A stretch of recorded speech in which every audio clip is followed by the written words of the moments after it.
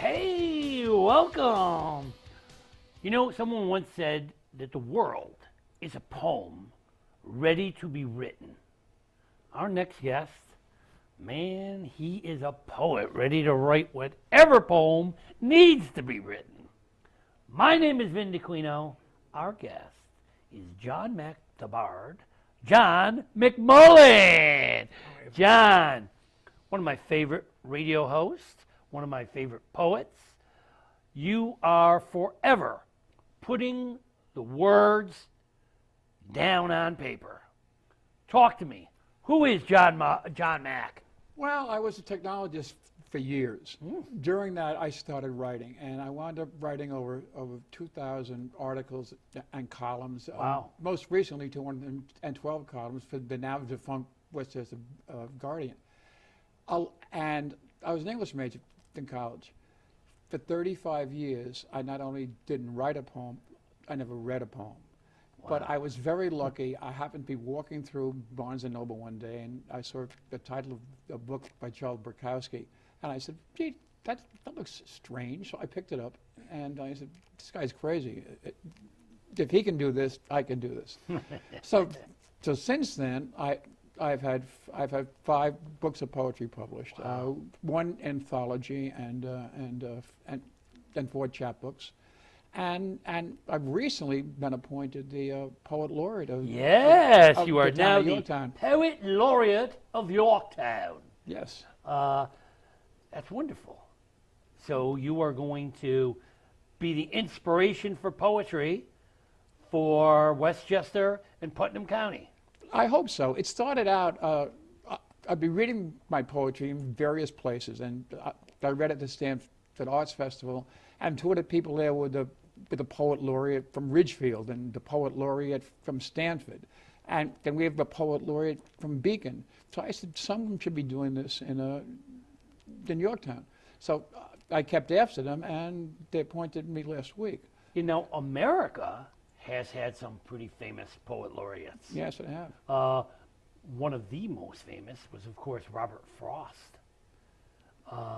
And Maya Angelou. And, Maya Angelou. And Billy Collins. Billy Collins. Weird Billy Dove. Collins used to be around here. I know he did some workshops in this area. He teaches or he did teach at City College. Oh, wow. And he used to run poetry workshops in the city, yeah. Wow. And then really the job of the poet laureate is to make poetry accessible to the citizens. As I said, I had no interest in poetry until something went off in my head. And there are people who could be writing poetry, but don't because they don't like poetry. Poetry is so misunderstood. When I was teaching, it was amazing. As an experiment, at the beginning of the year, I would say, well, guess what, class? We are going to do some poetry this year. And they go, oh, no. Well, it was strange because some of those oh no's came from kids who never wrote a poem in their life. And poetry has gotten a bad rap. You know, there's a lot of people who just felt it was like, oh man, I don't do that kind of well, poetry isn't always wonderful poems don't rhyme or could rhyme. Some could be long, some could be short, some could be serious, some could be happy, some could be sad. A poem is writing your emotions, expressing. In one of my poems, I said that in my nonfiction, it's to tell people what I know. Into my fiction, it's to tell a story. But in poetry, it's for myself to help me understand myself better. Wonderful. And the environment around me. Another thing that we'll do, and just as you have the weekly writers group that I attend, there's a monthly poetry workshop in Mayapack. I'm going to start one in Shrub Oak. Great. And some of the people who are in the Mayapack one are going to contribute. Wonderful. We're going to co-market it. And I also hope to get children and the elderly interested in. Yeah, I have been trying to introduce a type of poetry called diary poems. and very explicit. There's 10 lines. There's no rhyming. And each poem can stand alone, but together they create a novel. So I've written entire novels in diary poems. Emails to a Paranormal is about a kid who is dealing with the supernatural, his ability to speak to the dead. In Mary Loved Daisies, it's about a young boy who loses the girl he loves in 8th grade. So it's a way of expressing yourself. And there's so many different kinds of poems. I urge kids especially, but all people, to try to find yourself in your poetry. It's what you said when you first started tonight. You said, I write for me, and I do it to satisfy what I need to satisfy for myself. And I think you're right on the money. And people who read your poems get to find out who John Mack really is. One would hope. Yeah. I used to call that, I still do, poetherapy, where so many people, I have a number of writers who work, as you know, at the Mayapack Writers Group, who use poetry to find their hearts, find things they've lost. You know, there's a woman in there who lost a daughter, and she writes some beautiful work to try to reach some of the feelings inside of her that have been hurt. And she's trying to find her life again. And she's doing a good job with it, too. And doing a great job of it. So poetry has a lot of purposes. Sometimes it's to make you laugh. But it's a communication between the poet and the reader. Now, you've written a number of books. Right. Why don't you show us some of those books? Well, this is the anthology. The anthology is 110 poems. The other 4 books, they're chapbooks. They're shorter books. I recently had one come out, 30 plus old and new poems. But this has most of them in it. So this is just something I'm happy with anyhow. So this is kind of like the complete John Mack. Yeah, up until the last one. Yeah. And there's a new one in progress. And John, you have some poems that are special to you. Poems that say some things that you really needed to say. You want to share one of those with us? I have some recent poems that relate to some changes in my life. There's 3 of them kind of hang together. One's called The Cane. My father had a cane that he used after knee surgery for torn cartilage. I thought it was pretty cool. Entertainers on television sometimes use walking sticks. I thought they were cool too. Over the years, I acquired a number of hiking sticks that are shillelaghs, also very cool. I've got my own canes after 2 surgeries for torn meniscus, but I never had to use them. But now I have been using one, a tall one, because of pains in my foot, my ankle, my heel, and my leg. It is useful primarily on stairs, hills, and to lean on. I hate the goddamn thing. Yeah. So let me go through the other quickly. Yeah. Go ahead. Walking my dog with bad wheels. This doesn't mean that Fowler has bad wheels. No, I do. She can run and jump. I can't. No more going high for the rebound or breaking out on the fast break. I used to leap and sprint, but now I hobble. Oh, well, there could be worse, much worse. Many of my friends are dead.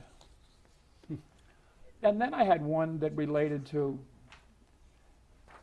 if it sounds like I'm feeling sorry for myself, I'm really not. Well, maybe just a little. I have a wonderful life, a wonderful wife, home, and pets, domestic and wild. Dog, cats, deer, birds, squirrels.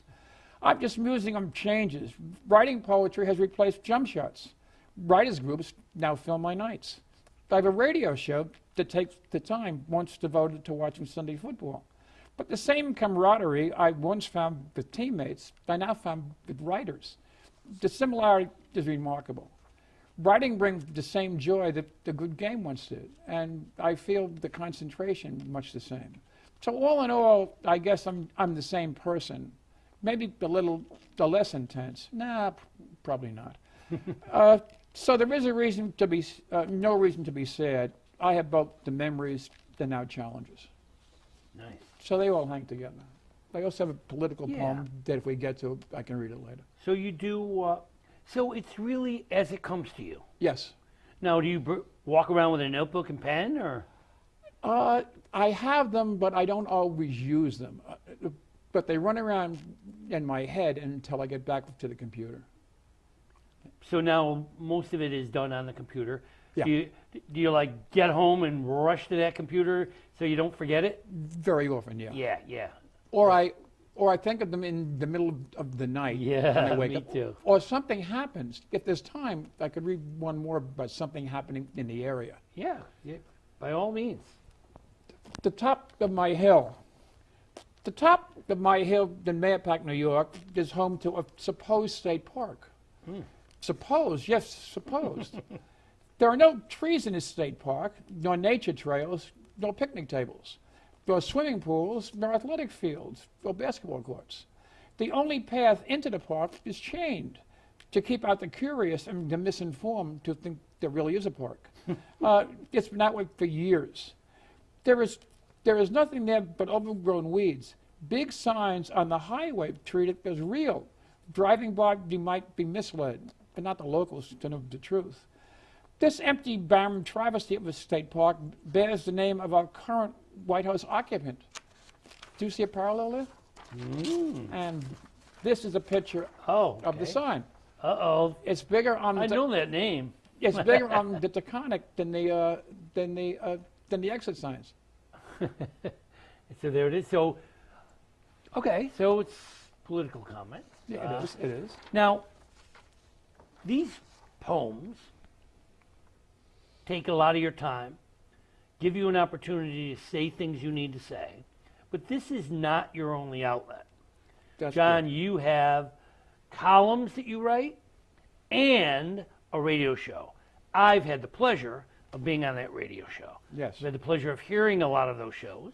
You are on Sunday nights, Yes. and it's an online radio show. It's an online show, and most of the people that listen to it tend to listen to it later because all of the shows, they're available at my website, and they're available after the show, And obviously. I think we have that website up there.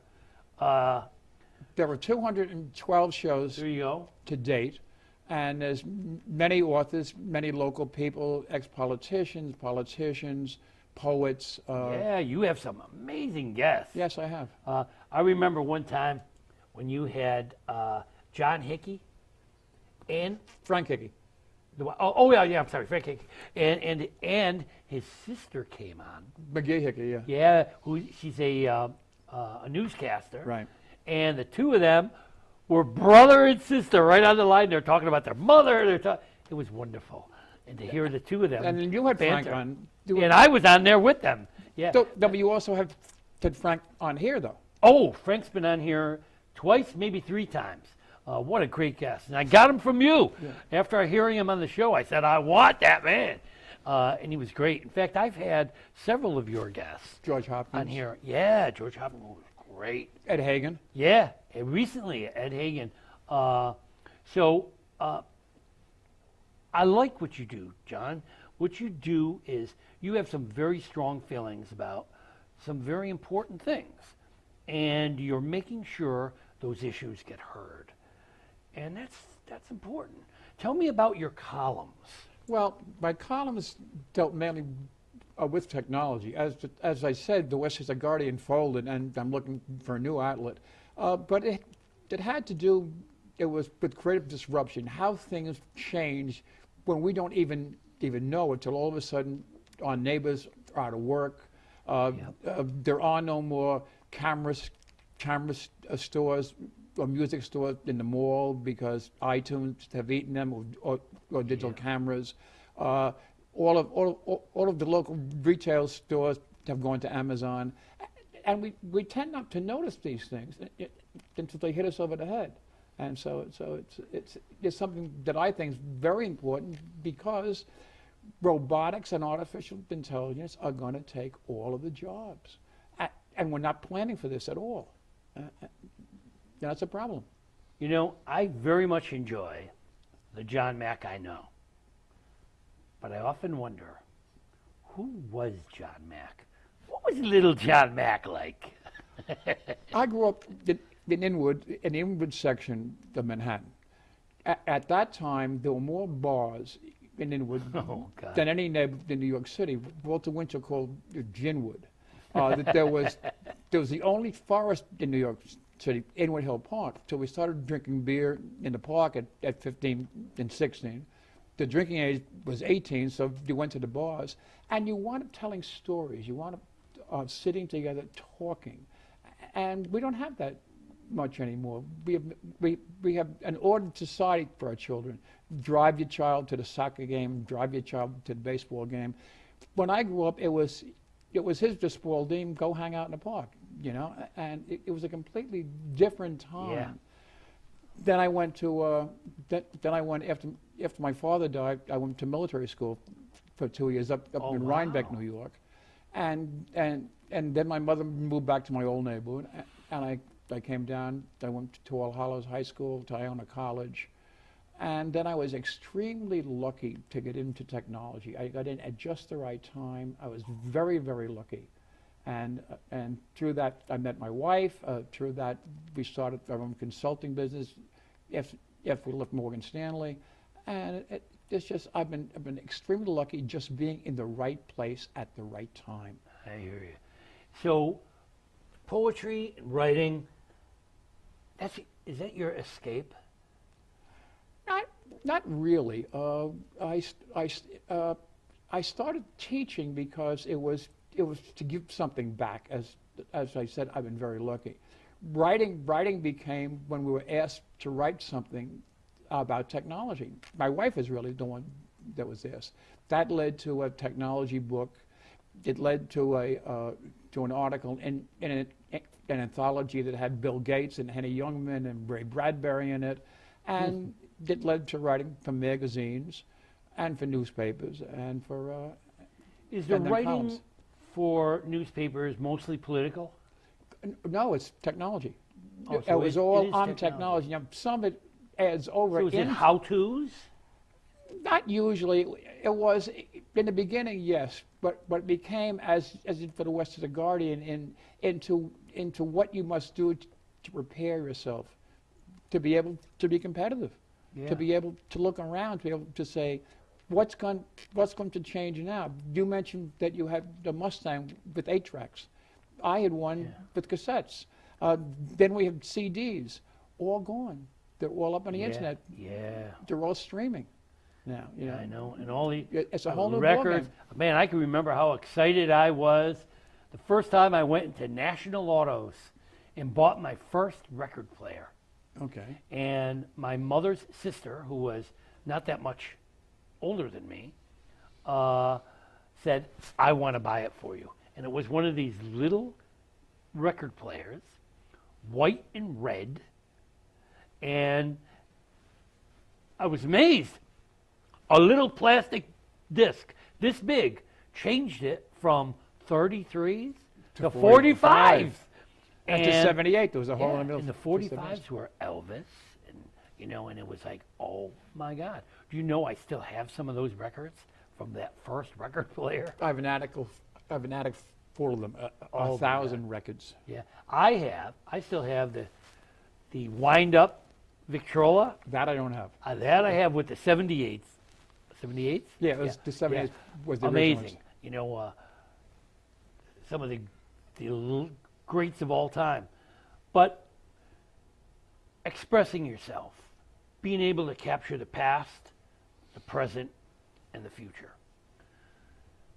John, what is the future? Are you writing poetry about what's to come? I have written written some. What I'm concerned with is we mentioned the young just a little earlier, is that when I was growing up, people were talking about Buck Rogers and space travel, and they were talking about Flash Gordon and Dick Tracy with the wrist radios and all this. What do the kids now aspire to? Because everything changes so rapidly. And if you talk to some of my college students, they don't have a clue that something came before their cell phone. And I maintain, number one, that if you don't know the past, you aren't going to be able to deal with the future. Yeah. And if you don't realize how much that things have changed. I mean, I used to make a big deal that my mother was born before the Wright brothers flew, and she died after people walked on the moon. And my wife said, well, wait a minute, the job that you had for most of your life with technology didn't exist when you were born.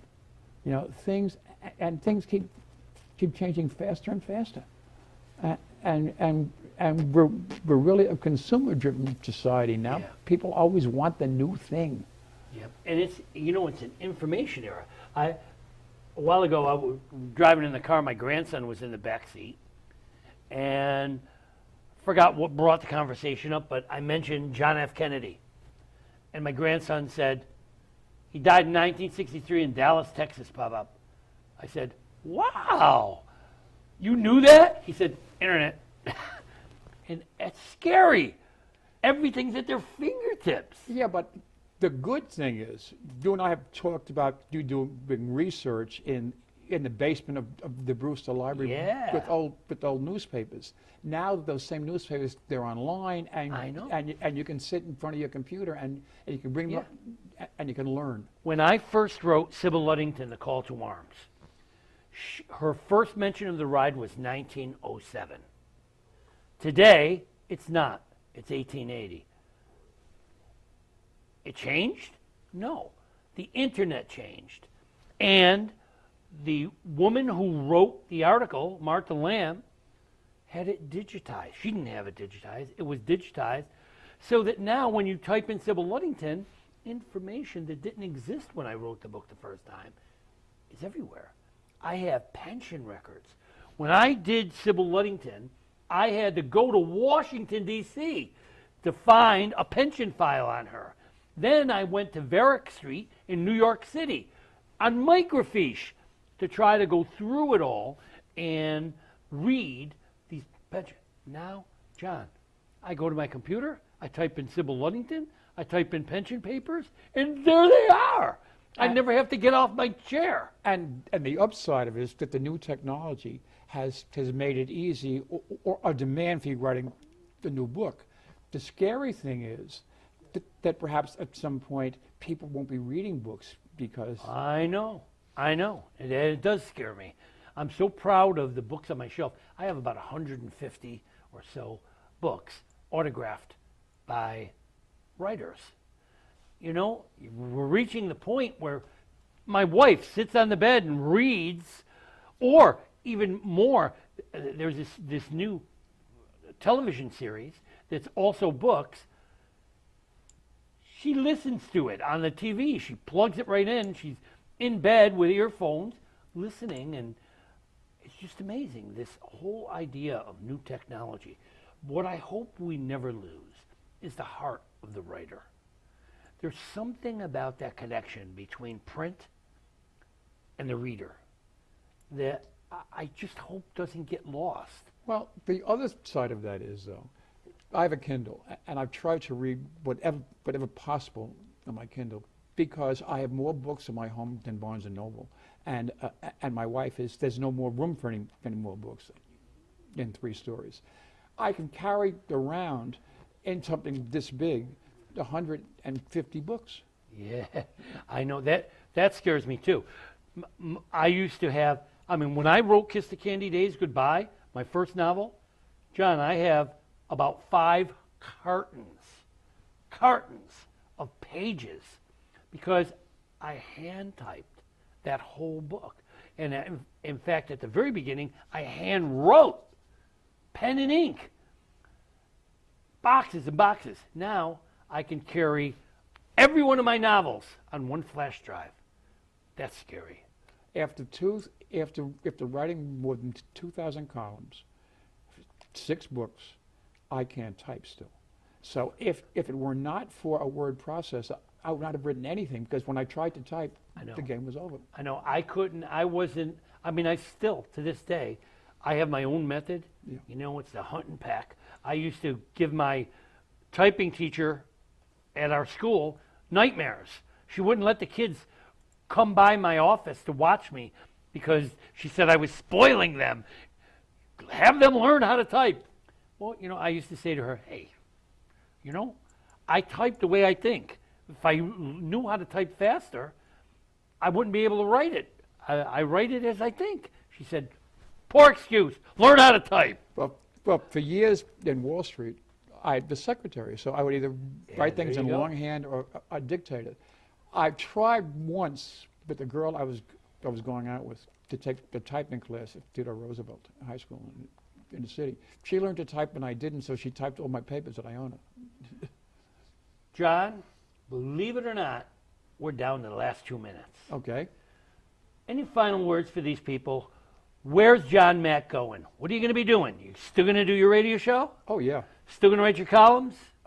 If I can get the place to write do it for, yeah, because that's not I'm there looking anymore. for a platform. And poetry, you're still Yes. going to go out there. Yeah. You're going to perform your poems wherever you can. And I know you teaching- do Yeah, open mics.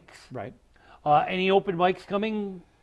There's one next week at the Hudson Valley Writers Center. And which you'll is- be which is there? terrific. I'll be there. Hudson Valley Writing Center. In You'll Sleepy get Hollow. It's a terrific place. wonderful. And you'll go and they'll get to see you live. They will. Wonderful. Any final words for our audience?